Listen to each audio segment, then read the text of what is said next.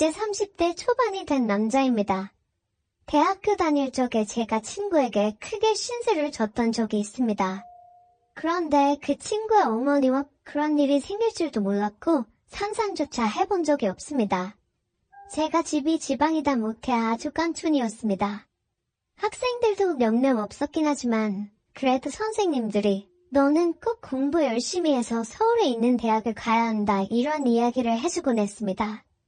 실제로 모의고사 성적도 좋았고 해서 저희 가족들도 개천에서 용나는 거 아닌가 하는 기대를 하게 되었습니다. 서울대는 갈 수 없었지만 그래도 명문대라 부를 법한 학교에 합격을 하게 되었습니다. 집에서는 저희 공부를 돕겠다고 있는 재산 없는 재산 끌어모아서 서울에 자취를 할 수 있는 여건을 만들어줬습니다. 서울에 연구도 없었기에 발품을 팔아 자취방을 하나 구하게 되었고 집에서 지원을 해줬지만 형편이 넉넉하지는 않아서 학교에서 조금 떨어진 곳에 저렴한 곳으로 구하게 되었습니다. 오고 가는 게 불편하긴 했지만 혼자 지내는 데는 이보다 적당한 곳이 없었습니다. 방도 넓고 쾌적하고 나름 주방도 있었으니 말입니다. 학교 생활은 무난했습니다. 공부 말고는 할 줄 아는 게 없었기에 그냥 하던 공부하듯이 그렇게 공부만 했지요. 그러다가 친구 한 명을 사귀게 되었습니다. 제가 내성적인 성격인지라 친구를 잘 사귀기가 힘든데 이 친구도 농어촌 전형으로 저처럼 가산점을 받아서 들어온 친구라서 이야기도 잘 통하고 죽이 잘 맞았습니다. 이 친구를 사귄 덕분에 처음으로 학교 사람들하고 같이 술을 마셔봤습니다. 처음 마시는 술인데 제가 생각보다 주량이 세더라고요. 학교 선배들도 저보고 술 잘 마신다고 계속 따라주는데 저는 멀쩡한데 사람들은 하나둘씩 픽 쓰러지기 시작하더라고요. 여자들하고 같이 술도 그 친구 덕분에 처음 마셔봤습니다. 술 게임하면서 마시니까 은근 설레이고 기분도 좋더라고요. 그러다 술을 진탕 마시게 되었고 밖에 나오니 차가 다 끊겨버렸더군요. 그래도 걱정 없었던 게 어떻게든 학교 근처까지만 가면 학교에서부터는 집까지 걸어서 한 50분 정도면 도착할 수 있으니 꾸역꾸역 학교까지 걸어가야겠다 싶었습니다. 친구한테도 혹시 길이 애매하면 내 자취방에서 자고 가겠냐 물어봤는데 친구 녀석이 크게 웃더니 자기 사는 집이 여기서 가깝다고 하는 겁니다. 농어촌 전형으로 왔다고 해서 저처럼 자취 생활을 하는 줄 알았는데 알고 보니 이 친구는 아파트에서 통학을 하고 있던 거였습니다. 그렇게 오히려 역으로 제가 친구 집에서 신세를 지게 되었지요. 어머니가 주무실 시간이라서 더 놀지는 못하고 그냥 하루만 신세를 지게 되었습니다. 이야기를 듣자 하니 친구가 대학에 합격하고서는 어머니와 같이 해서 둘이서만 서울로 올라왔다고 하더라고요.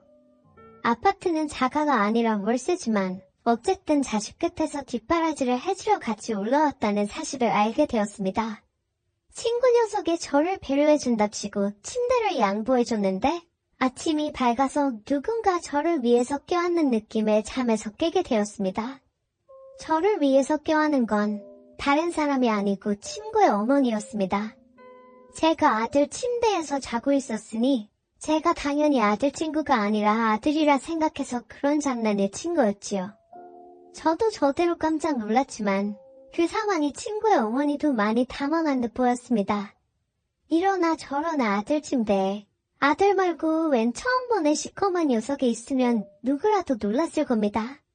친구 녀석의 어머니는 저희 어머니랑은 많이 다른 느낌이었습니다. 나이도 훨씬 젊어 보였고 아줌마라는 느낌이 전혀 들지 않았습니다. 머리도 뽀글거리는 파마가 아니고 어깨가 넘게 기는 긴 생머리를 하고 있었고 머리카락에도 한 올 한 올 윤기가 가득했습니다. 40대 후반, 그 50을 바라보는 나이임에도 불구하고 30대 후반인 저의 친척 누나와 비교했을 때도 그 젊음이 한치의 모자람이 없었습니다. 오히려 그 나이대의 여자들만 풍길 수 있는 매력과 나이로는 보이지 않던 동안의 외모 때문인가 제 눈에는 그 점이 더 여성스럽고 매력적으로 느껴졌지요. 친구의 어머니는 자기 아들을 끔찍히 챙기는 사람이었습니다. 그러니 서울까지 따라와서 한 집에 살고 있었겠지요. 20대 초반에 친구를 가졌고 친구가 어릴 적에 친구 아버지가 돌아가시면서 당시 젊은 여자 혼자 몸으로 아들을 키워냈으니 얼마나 애지중지하면서 키웠을지 안 봐도 예상이 갔습니다.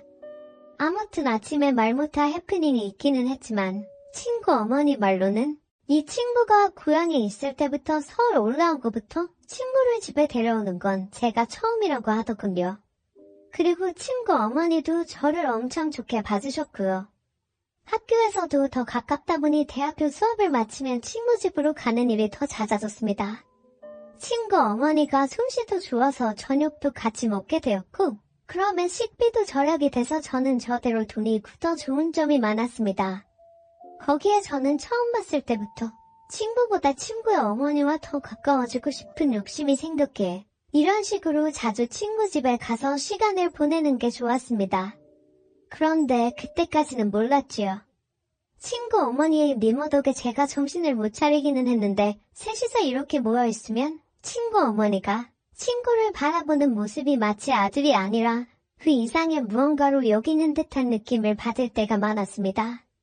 제가 친구 어머니를 계속해서 쳐다봤기 때문에 그 시선이 보통이 아니란 것쯤은 눈치를 챌 수 있었지요. 어머니가 아무리 신세대라고 한다 하더라도 저희 어머니 또한 저를 아침에 그런 방식으로 깨워준 적이 없었습니다. 장난으로 아침에 깨운다고 하기에는 너무 와락해 화났던 그때의 기억도 있고 해서 저의 의심은 점점 들어 확신으로 바뀌고 있었습니다. 중요한 일이 있어서 제가 아침에 학교를 가볼 일이 있었습니다. 그런데 너무 아침 시간이라 시간을 맞추기가 영 힘들었지요. 시간을 맞출 수나 있을까 고민하고 있는데 친구가 뭘 걱정하냐면서 자기 집에서 자고 가면 10분이면 학교에 도착하지 않겠냐고 하루 자고 가라고 하는 겁니다. 마침 친구 녀석은 그날 밤을 새고 아침에 일찍 집에 돌아올 예정이었고 친구 어머니도 마침 고향에 다녀올 일이 있어서 집이 빈집이라고 하는 거예요. 그러니 걱정하지 말라고 하면서 비밀번호를 흔쾌히 알려주더라고요. 그래서 저녁에 친구 집에 도착했습니다. 친구가 말한 대로 집은 빈집이었어요. 배가 고프긴 했지만 아무리 친구가 들어오라고 했다고 해도 남의 집에서 밥까지 해먹는 건 아닌 것 같아서 일찍 잠을 청해보기로 했습니다. 한참을 달콤한 잠에 취해 있었는데 무언가 이불 속으로 파고드는 느낌이 들어서 잠에서 깼습니다. 어둠 속에 비치는 실루엣만 봐도 그게 친구가 아닌 건 단번에 알 수 있었습니다. 어깨까지 내려오는 이 긴 머리는 친구가 아니라 제가 매일같이 쳐다보는 친구의 어머니라는 건 어둠 속에서도 단번에 알 수 있었거든요. 당황을 해서 아무 말도 못하고 있는데 이불 안으로 술 냄새가 확 퍼져 들어왔습니다. 친구 어머니가 제정신이 아니라는 걸 딱 알겠더라고요. 이미 이불 속에 가득한 술 냄새 때문에 저마저도 덩달아 취하는 것 같았습니다. 친구의 이름을 부르며 오늘 엄마가 너무 스트레스를 받아 혼자서 술을 마시고 돌아왔다는 거예요. 친구의 친가, 그러니까 친구 어머니 시댁에 돌아가셨다는 아버지 일로 다녀왔는데 거기서 엄청난 수모를 당했나 봅니다. 자고 올라올 예정이었지만 그 자리에 더 있을 수 없어서 도망치듯 나와 혼자 근처에서 술을 잔뜩 드시고는 집에 들어온 거였나 봐요. 저는 어쨌든 평소 흠모하는 친구의 어머니가 저에게 이렇게 가까이 붙어있는 게 좋기도 했고 또 너무 당황스럽게 만드는 건 아니지 하는 생각에 친구인 척하고 아무 말도 하지 않고 가만히 있었습니다.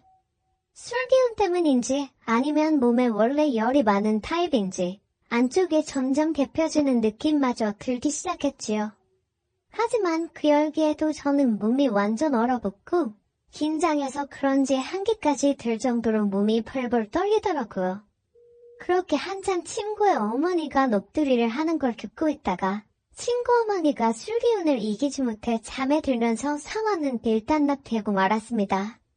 그런데 친구의 어머니가 제 품으로 너무 깊게 들어와서인지 제가 자칫 잘못 움직였다가는 친구 어머니가 잠에서 깰 수도 있겠다는 생각이 들더라고요.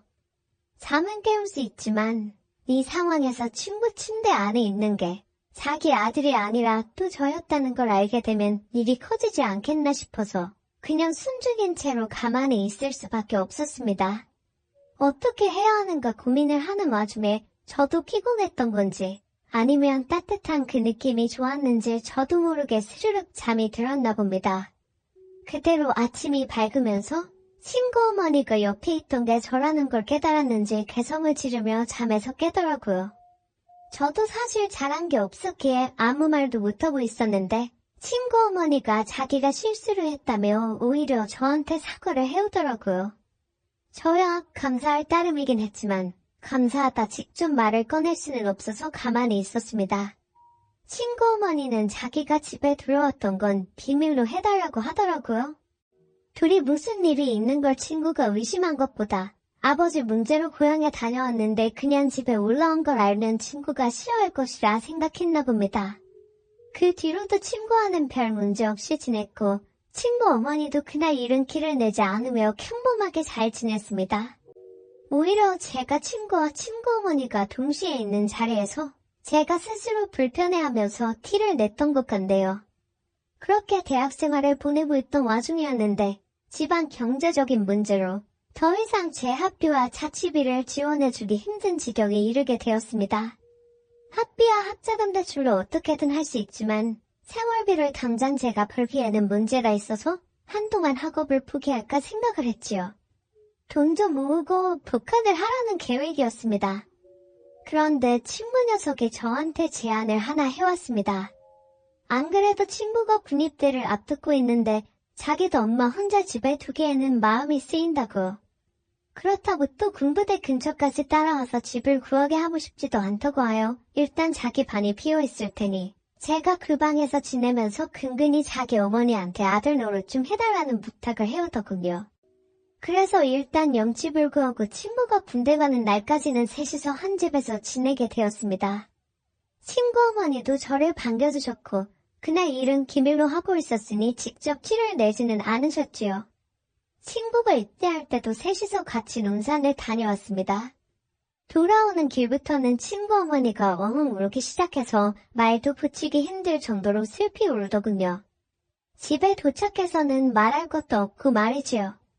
어떻게 친구 어머니를 위로해야 될지 몰라서 안절부절하고 있다가 다들 가는 군대인데 뭘 걱정하시냐고 친구 녀석도 거기서 적응 잘하고 잘 지낼 거라고 걱정 마시라고 토닥토닥 위로를 해줬습니다.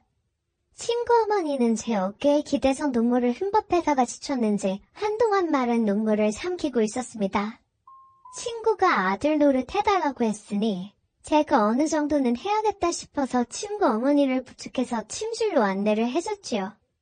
일단 한숨 주무시면 나아지실 거예요 하고 친구 어머니를 침대에 뉘어들고 방으로 나오는데 친구 어머니가 갑자기 제 팔을 붙잡더군요. 아들 없는 집에 혼자서는 외로워서 잠에 들 수 없다고요. 그러니 그때 그날처럼 제가 어머님 옆에 있어달라고 하더라고요. 이게 맞나 싶었는데 저도 사실 그때의 추억은 좋았던 기억뿐이 없어서 못 이기는 척 침대 안으로 들어갔습니다. 어깨를 토닥거려주던 제 손, 그리고 제 품에 안겨있던 친구 어머니의 얼굴은 자연스럽게 서로에게 더 가까워졌고 그날 친구가 입대한 첫날에 친구에게는 말을 할 수 없는 이야기를 써내려가게 되었습니다. 처음이 어려웠지 한번 시작을 하니 걷잡을 수가 없더라고요. 꽁트 같은 데서 보면 신혼부부가 서로 눈만 마주쳐도 그렇게 되는 걸 풍자하고는 했는데 그게 괜히 그런 게 아니었습니다. 바로 제가 그러고 있었으니까요. 하루에도 3번은 웃을 정도였습니다. 어떤 날에는 친구 어머니는 일도 나가지 않고 저도 대학교 전공 수업도 빠지고 둘이서 하루 종일 집에서 붙어있던 적도 있었습니다. 밥 먹는 시간도 아까워서 물만 먹으면서 그랬던 적도 있었지요. 그렇게 하루하루 정말 몸이 나만하지 않을 정도로 열심히 즐겼습니다. 그리고 친구 녀석이 입대를 한 지 한 5개월쯤 되었나 드디어 첫 휴가를 나오게 되었지요. 친구 녀석은 군대를 가니 오히려 얼굴이 폈더라고요.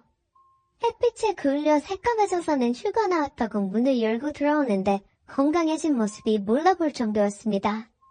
5개월을 부부나 마찬가지처럼 살았지만 역시 자기 아들이 오니 친구 어머니는 저보다 아들을 더 챙기더라고요. 그런 부분이 질투가 나지 않았습니다.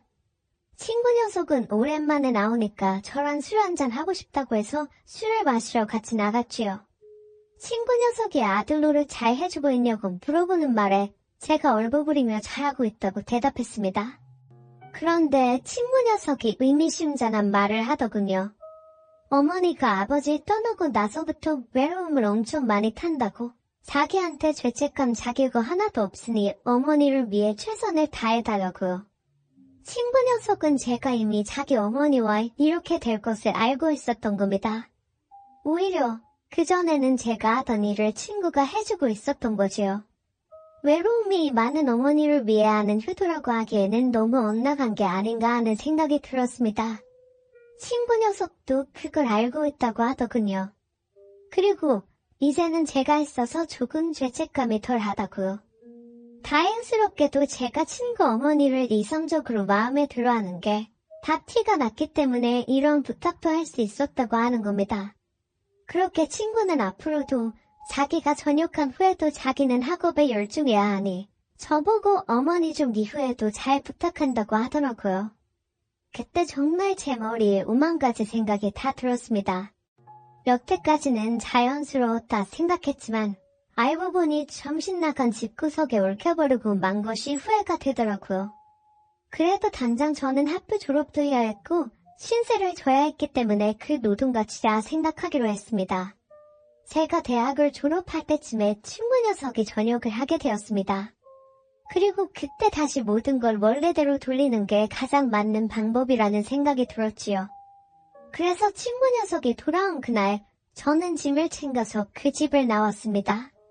친구 녀석이 이러는 게 어디 있냐며 불만을 토로했지만 어떻게 생각해도 그때는 이게 맞는 것 같았습니다.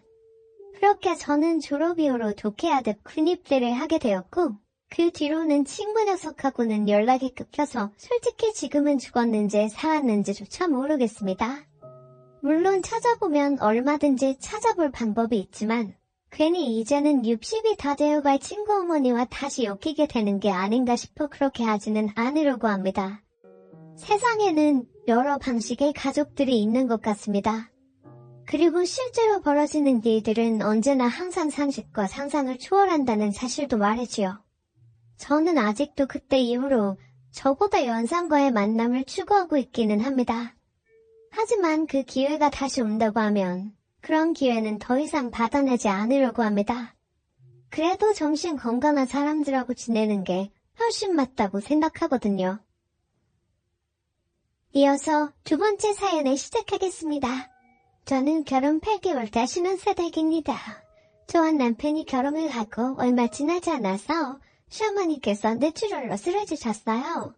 시어머니는 남편이 늘어있는 집에 매일 출근하듯이 하면서 집안 사용도 도우시고 형님의 도애들을 보살피고 계셨어요. 형님은 넘어지는 코달 곳에 있는 상가에서 동네 슈퍼를 운영을 하고 있었어요. 신우의 어린 도애들을 보고 계시다가 시댁으로 돌아가시는 길에 쓰러지셨어요. 다행히도 지나간 행인 이후에서 119에 병원 응급실로 가시게 되어서 응급처치를 받으셨지만 병원에 계속 입원 치료를 받으셔야 했어요. 또 목숨을 건질 수 있는 응급처치만 가능했을 뿐 후유증 때문에 위험한 상황이라고 했어요. 시리는 방장이의 시아버지께 신의 도애들을 맡기고 시어머니 병간호에 나섰어요. 저와 남편은 3시간 거리에 살고 있어서 매일 병원을 찾아가 볼 수는 없었어요. 걱정이 되어서 제가 형님과 통화 후에 아버님께 전화를 드렸어요. 아버님, 걱정이 많으시죠? 형님한테 말을 들어보니까 좀 오랫동안 병원에 입원해야 할 것 같다고 하시네요.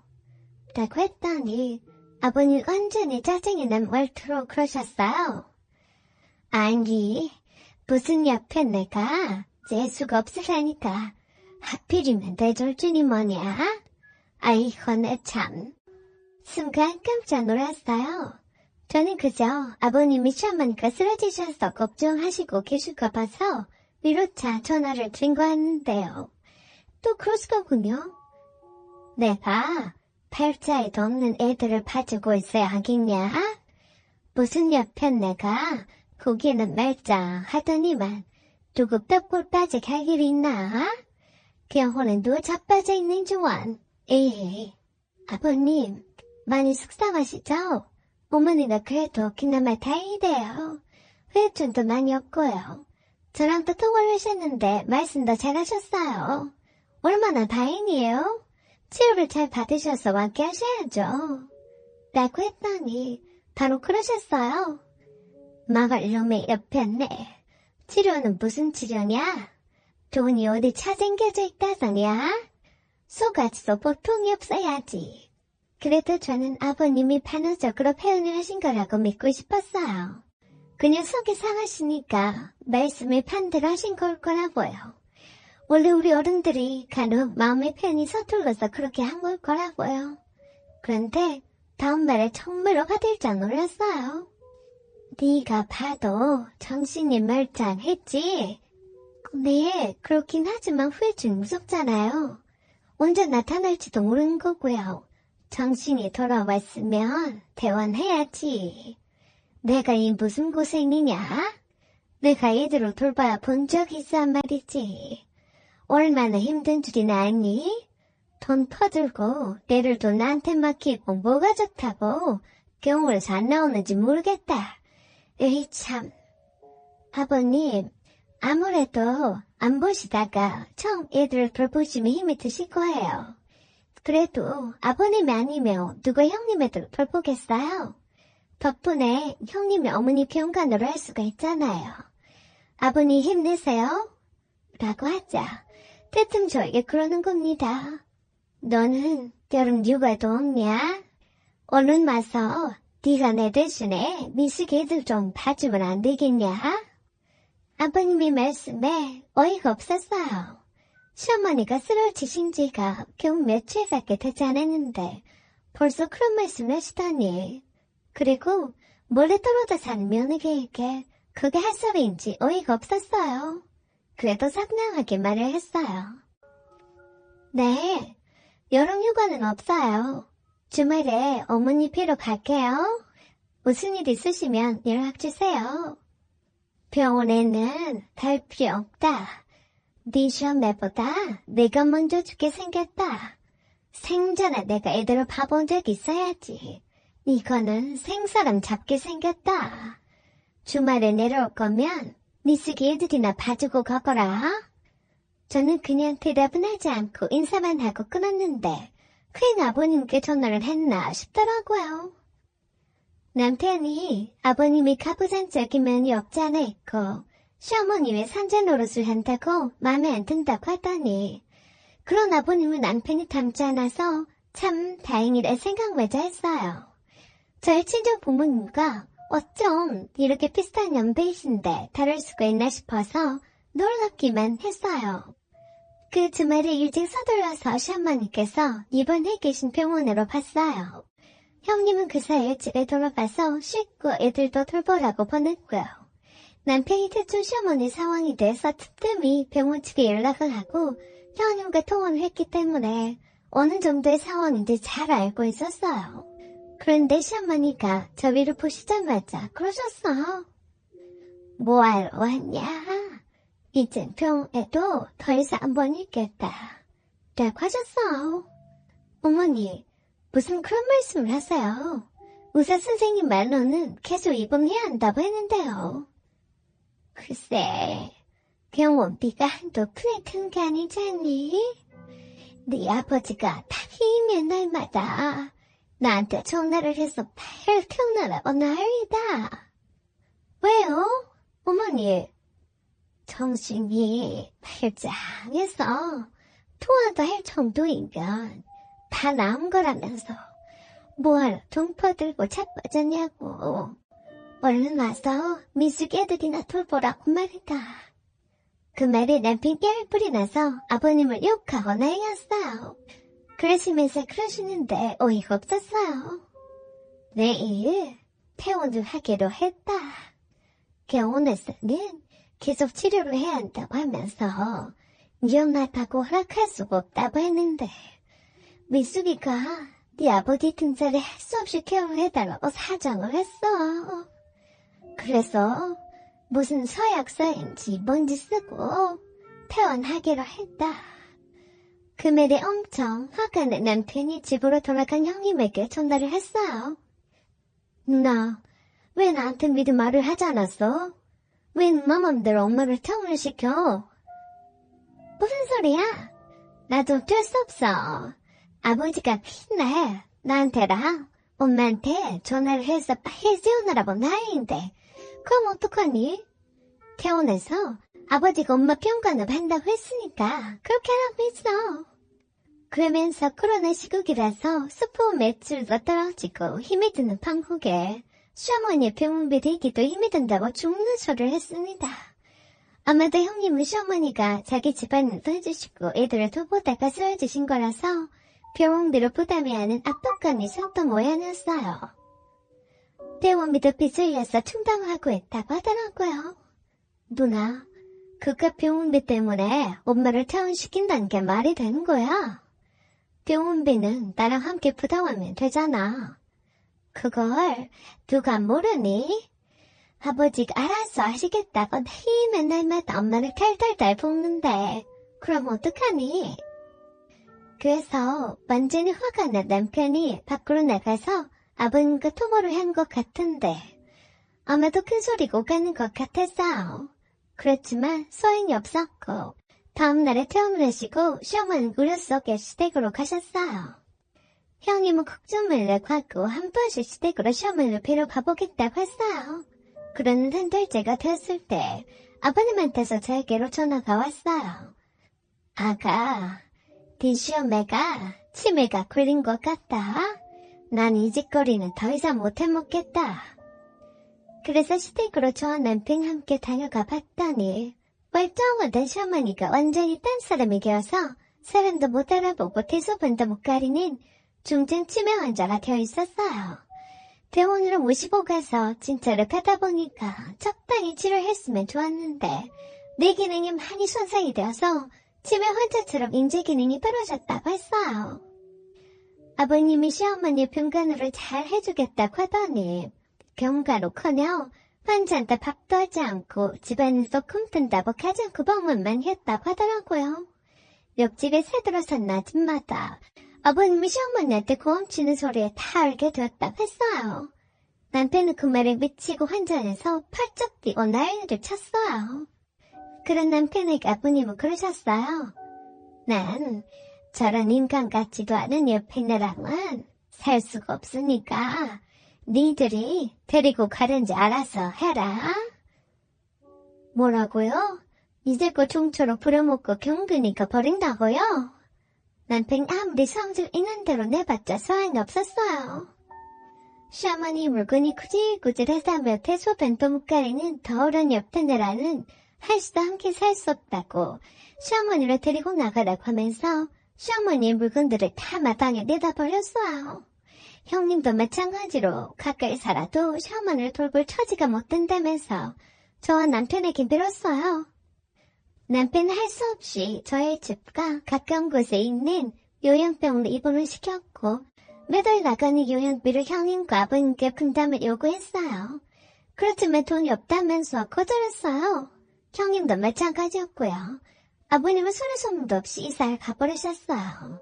형님도 슈퍼를 다른 사람에게 넘기고 이사를 가고 사라졌어요.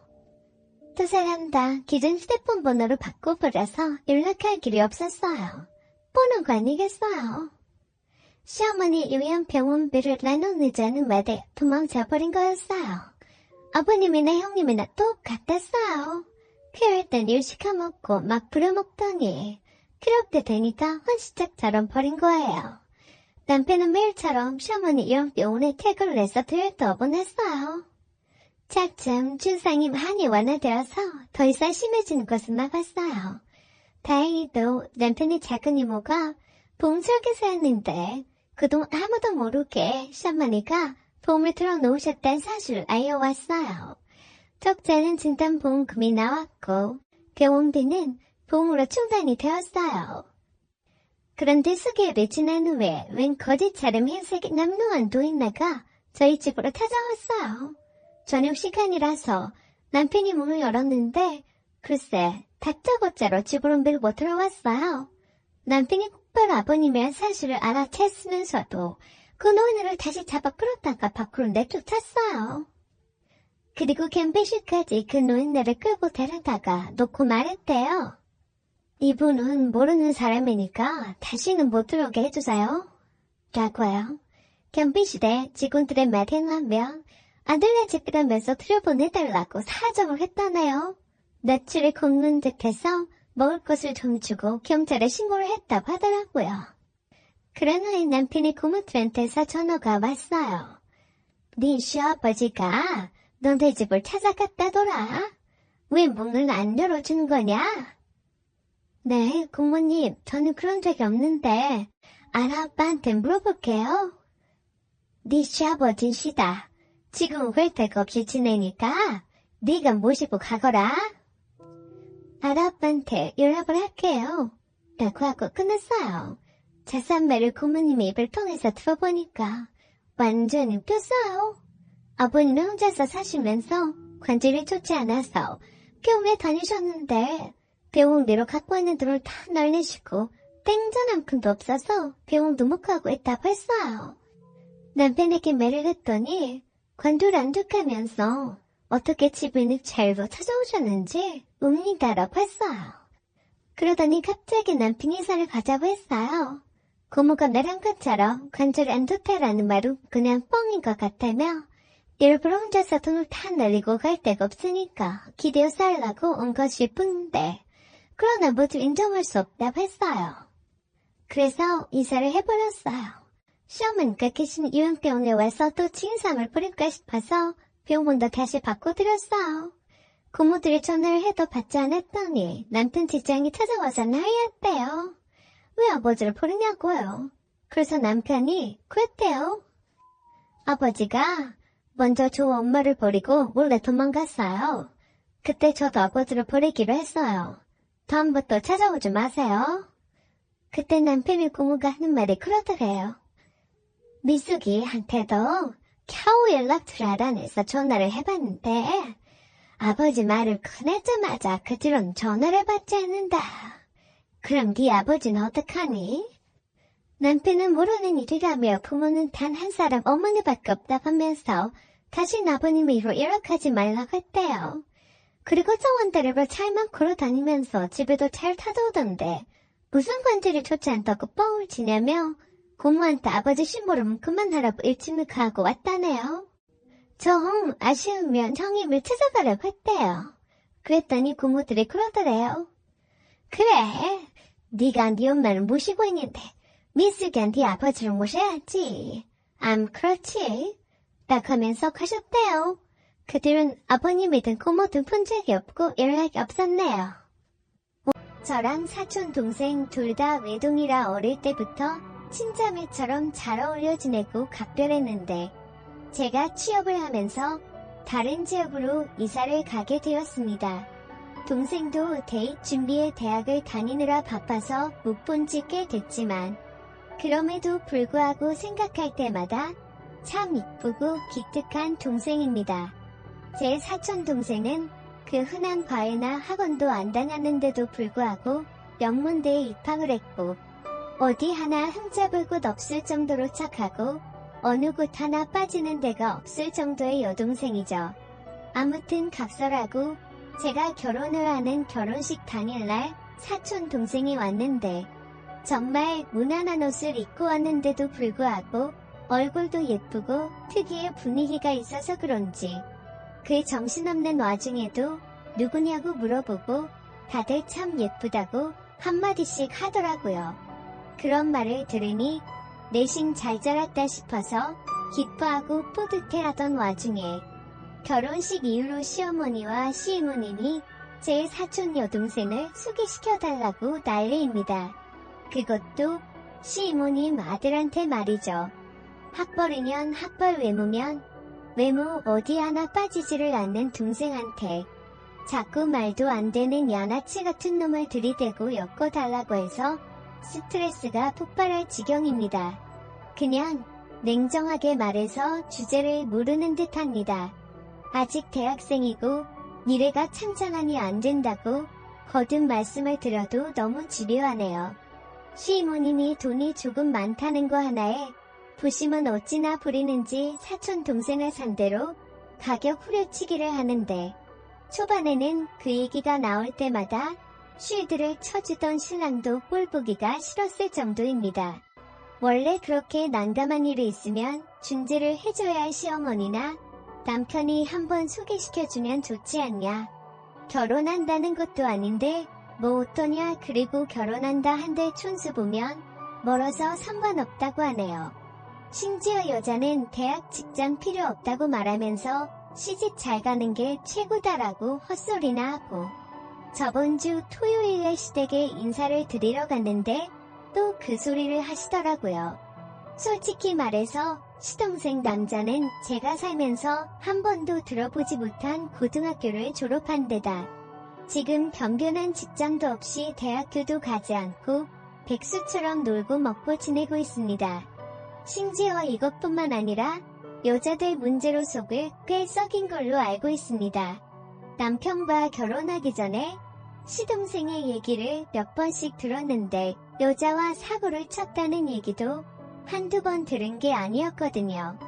아무튼 계속해서 소개해달라는 말이 짜증나서 요즘 어린애들은 자기들이랑 비슷한 급 아니면 만나지 않는다던데 괜히 말했다가 저랑 사이 멀어질까 겁난다 대놓고 얘기했더니 시어머님 얼굴이 울그락불그락했고 듣고 있던 신랑도 맞다고 맞장구를 쳐주면서 처제랑 걔라는 스펙부터가 다른데 왜 자꾸 걔를 갖다 붙이냐고.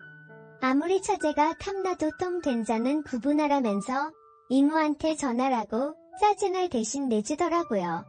남편도 처음에는 제 편이 아니었지만 제가 그걸로 스트레스를 많이 받아하고 저와 얘기를 한 이후로는 생각이 달라져서 제 편을 들어줬습니다.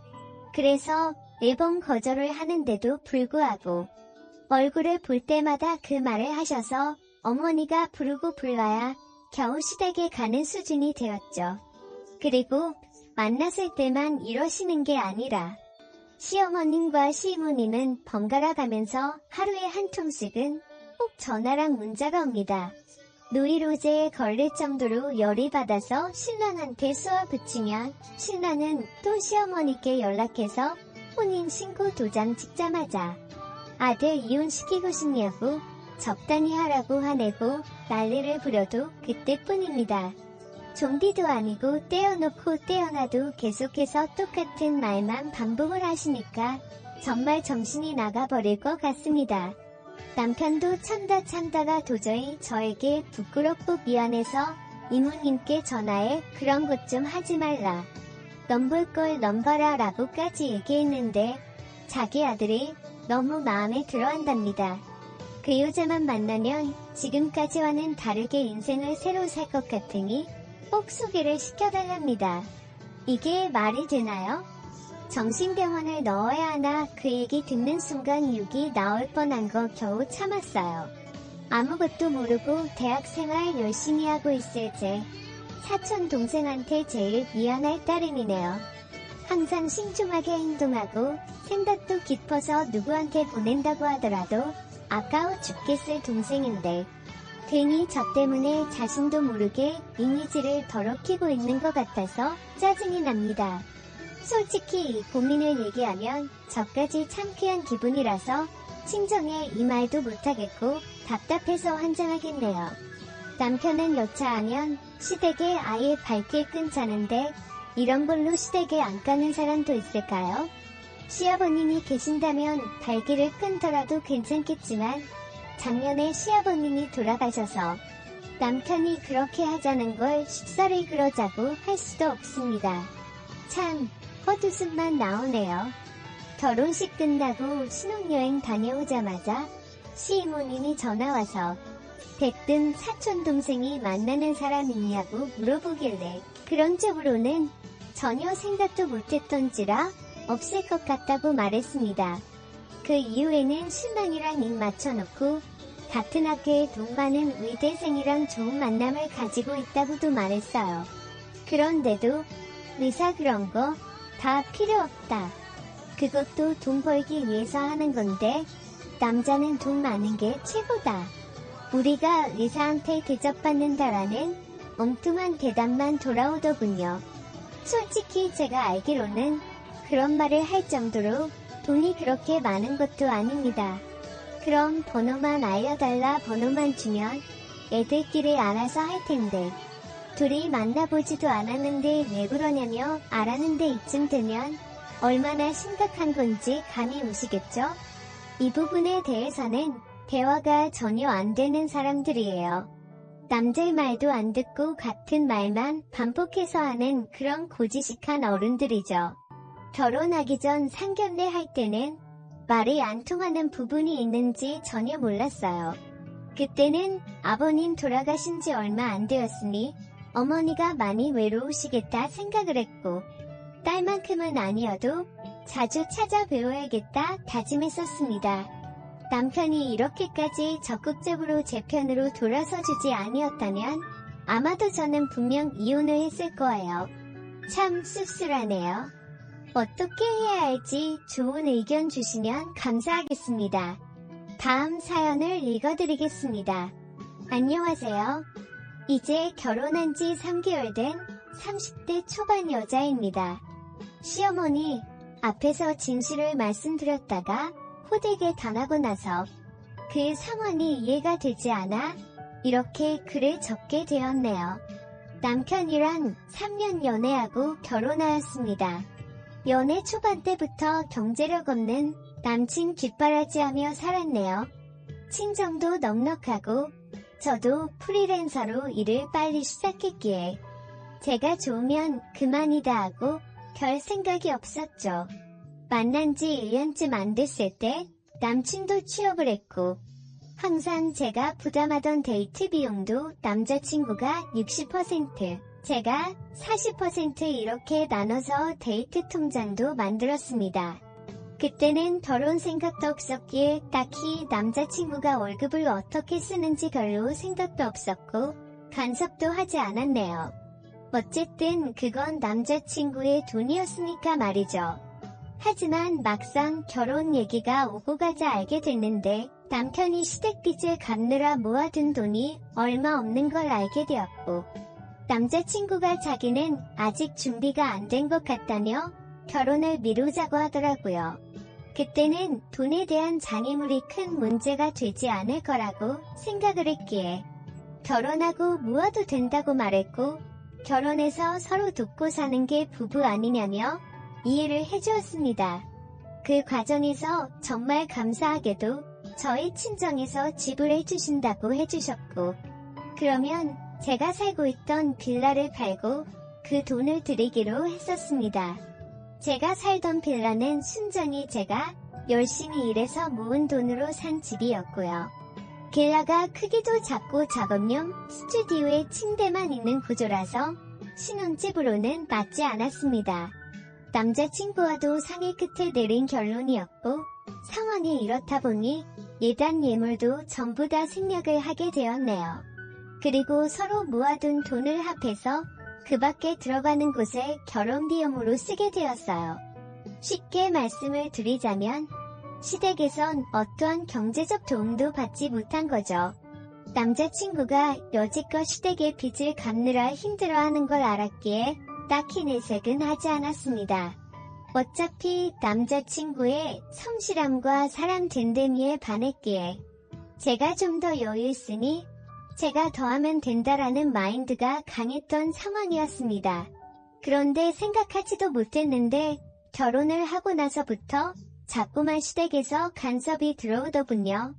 저는 프리랜서고 남편은 직장을 다니기에 저는 거의 항상 집에 있었습니다. 제 일에 특성상 일이 들어오는 게 들쭉날쭉한지라 어떨 때는 시어머니가 들이닥치면 참 피곤하고 불편했죠. 결혼할 때 예단 예물도 하지 않으셨고 상견례를 할 때도 특별히 우리 집 재산에 대한 얘기나 그런 걸 하지 않았기에 저희 집안의 재력이나 제 경제력을 잘 모르셨습니다. 심지어 알고 보니 집도 남편이랑 저랑 둘이 모은 돈 합치고 대출해서 산 집인 줄 아시더라고요. 남편이 이제껏 빚도 꼬박꼬박 갚고 시댁에 용돈도 튼튼히 챙겨드리다 보니 남편이 저보다 돈을 많이 버는 줄 알고 계시더라고요. 결혼 전에 남편이 친정에서 집해온 건 시댁에 말하지 않았으면 좋겠다고 해서 바보같이 그러자고 했던 게 화근이었네요. 주눅 들어있던 남편이 불쌍해서 그런 선택을 한 제 스스로가 정말 후회가 됩니다. 집안 차이 나는 거 시댁이 알면 아들 팔려간다고 알아놓으실 고지식한 분들이라고 하더군요. 심지어 매주 3번에서 4번은 연락도 없이 찾아오시는데 오실 때마다 당최 가실 생각을 하지 않으십니다. 제가 일해야 한다고 하면 집에서 탱자탱자 놀면서 무슨 일이냐고 콧방귀를 끼시고요. 옛날 마인드를 가지신 분이고 어차피 제가 하는 일 구구절절 설명해봐야 듣지도 않으실 분이라 적당히 맞춰주다 남편 핑계대고 집 밖으로 나갔습니다. 그리고 그것만 하시는 거라면 오죽할까요? 오실 때마다 안방 열어보고 제 물건 뒤지고 집에만 있는 애가 사치가 심하면서 이런 것도 다 우리 아들 주머니에서 나가는 거 아니겠냐며 옷이나 화장품만 2개씩 저도 모르게 집어가고 말하면 할수록 정말 제 입만 아프고 우라가 치밀어 오릅니다. 저도 열심히 돈 벌어요 어머님이라고 하면 그걸 누구 코에 붙이겠냐고 네 용돈이나 하겠지 하면서 무시를 하시고요. 그럴 때마다 남편 얼굴 봐서 참자 했었습니다. 그러다 결국 오늘 사건이 터져버렸네요. 작업물 보내놓고 최종 컨펌 받고 쉬고 있을 때 시어머니랑 시누이가 들이닥쳤습니다. 밤을 새서 다크서클 내려온 눈 보고 넣은 시애미가 왔는데 궁태눈가를 하고 있냐며 시비를 거시더군요. 시누이도 옆에서 우리 오는 거 못마땅해요 하면서 거들었고요.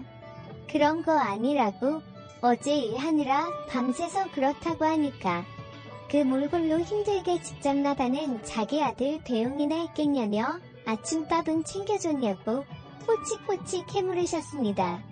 몸은 힘들고 잠은 못 자서 머리가 빙빙 도는 와중에 카랑카랑한 목소리로 옆에서 쨍알쨍알대고 또 안방에 들어가려는 시누이가 거슬려서 저도 모르게 인상을 썼나 봅니다. 남편 만나 집에서 호강하는 주제에 시애미를 개떡같이 알아도 유분수지하면서 삿대질하더군요. 그렇게 계속해서 시비를 걸어오니 슬슬 화가 치밀어 오르는데 친정 부모님 걸고 넘어지기에 결국 폭발하고 말았습니다. 지금 어머니가 그렇게 당당하게 들어와 있는 집이 내가 산 집인 건 아시냐고 대들었습니다. 그러자 시어머니는 여기가 왜 이 집이냐 우리 아들 집이지 라고 하면서 제대로 사회생활도 못해본 게 못된 건 어디 가서 배워온 거냐고 소리를 지르시더군요. 이미 화가 폭발해버린 저는 거침없이 말했습니다. 잘난 때 아드님 취업 전까지 거둬 먹인 게 저고 시댁 빚 갚느라 모아놓은 돈 한 푼 없어서 결혼 못할 뻔한 어머님네 아들 인품 하나 보고 데려온 대인배가 접니다. 제가 제 소유의 빌라 팔고 보탠 돈이란 저희 친정에서 주신 돈으로 구한 집이고 명의도 제 명의인데 어디가 당신네 아들 집이냐라고 소리를 질렀습니다. 그런데 너무나도 황당하게 말이 끝나자마자 싸대기가 날라오더군요. 순간 상황 파악이 안 돼서 놀란 눈으로 시어머니를 쳐다보니 남편 잡아먹을 인간이라고 달려들기에 주거 침입이랑 폭행죄로 경찰에 신고하기 전에 나가라고 악을 질렀습니다. 그나마 상황 파악이 된 건지 시누이가 시어머니를 끌고 나가더군요. 진짜 어이가 없고 가뜩이나 피곤했는데 뺨까지 맞아서 오리 빠졌습니다. 그 길로 당장 남편한테 전화해서 지금 내가 누구한테 싸대기 맞았는지 아느냐. 시어머니가 나한테 남편 잡아먹을 인간이라면서 때렸다. 집 해온 것도 나고 경제적으로 돈 주고 있는 게 누군데 내가 이런 대접을 받아야 하느냐. 나랑 이혼하던지 시댁이랑 연을 끊던지 알아서 해라 하고는 전화를 끊어버렸습니다. 남편한테 쉴 틈 없이 말을 쏟아내자마자 너무 억울하고 분통해서 눈물만 나오더군요. 제가 제 무덤을 판 격이라 더 환장할 것 같았습니다. 이 기회에 시댁이랑 연을 끊던지 이혼을 하던지 하려고 마음을 먹었습니다. 시댁 찾아가서 남편 월급 통장이랑 내 통장 집문서 보여주면서 누가 누구한테 장가왔는지 톡톡히 보여주려고요. 누구 돈으로 생활하기에 남편이 월급의 90%를 시댁에 투자하는지